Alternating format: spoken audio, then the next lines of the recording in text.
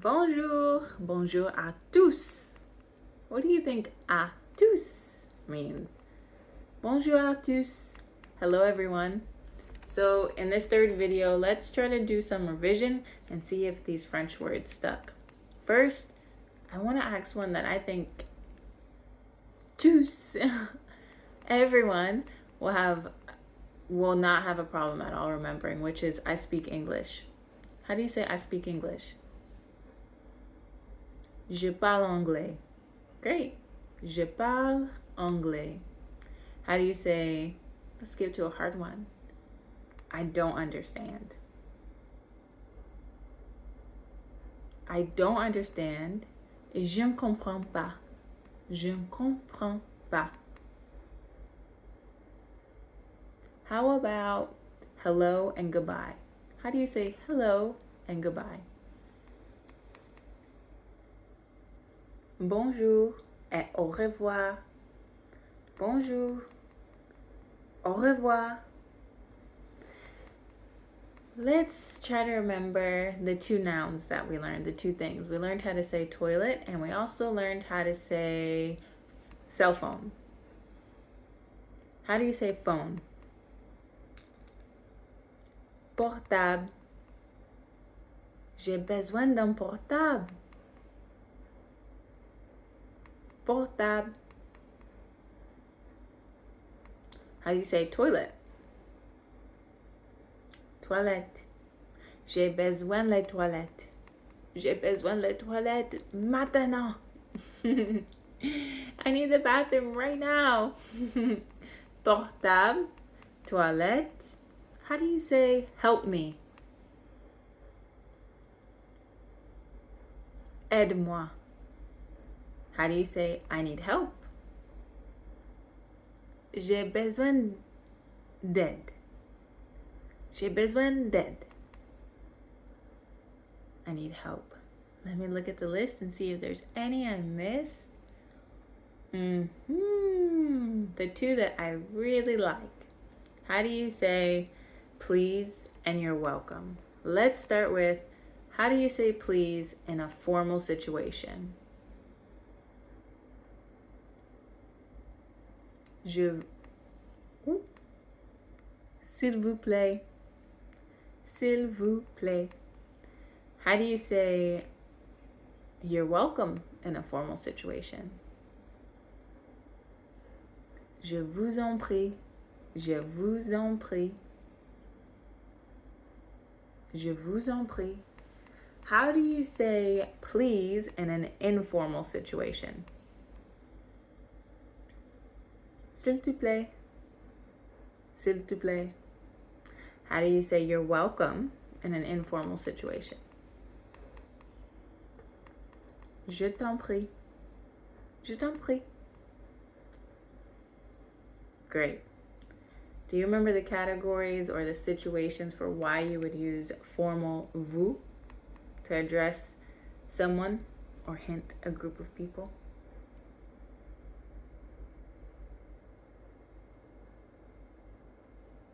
You'll use formal language as s'il vous plaît et je vous en prie when it's someone who is above you in your career, someone who's older, someone who you just met, or when you're addressing a group of people. Do you remember when you would use informal te? For example, s'il te plaît et je t'en prie. There's 3 situations. When you're talking to someone younger than you, when you're talking to a close friend, or when you just want to talk super fast. Je t'en prie. Great. Last one. Last one. Do you remember how to say I need? And then you add a word at the end? And please don't add the word in English. How to say the word in French. So this is a fun one you can work with. Once you remember how to say I need, which is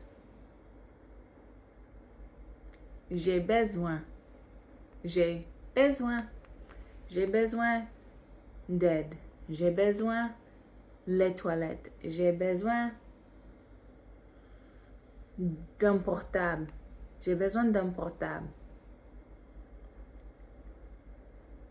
Once you remember j'ai besoin, I need, any new French word you use, you can add at the end.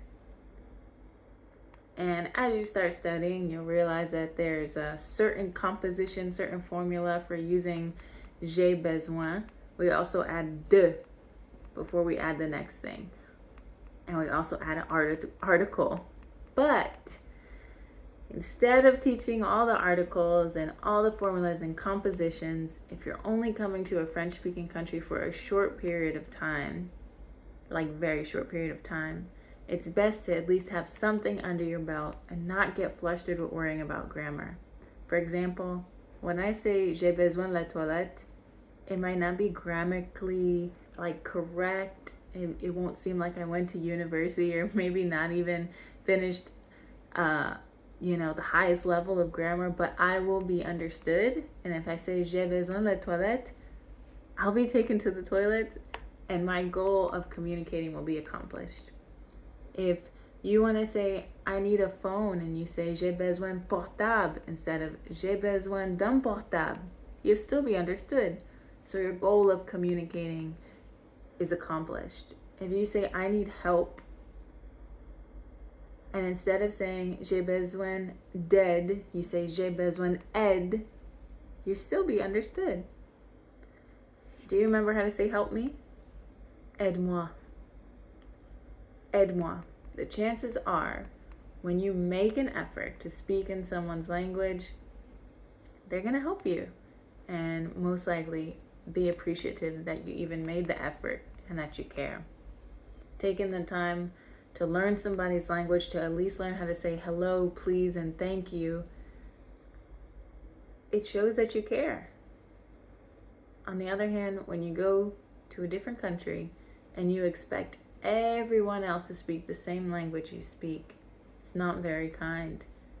And it will most likely put you in situations that will be frustrating to you and the people around you that you want to communicate and the ones that want to communicate with you. So I'm sure that your compassion for others, your desire to go to a different country, and if you're working with me and Kevin, I know you're compassionate about people. I am sure that you will be able to learn some French phrases, and I'm sure that it will really touch people that you took the time to learn. So this was part 3, and on this description, I'm also gonna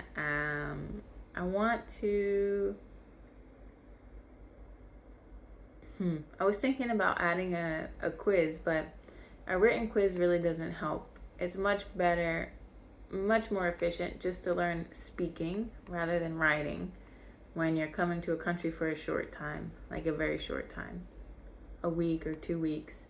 So I will add a part 4 and I will name it quiz.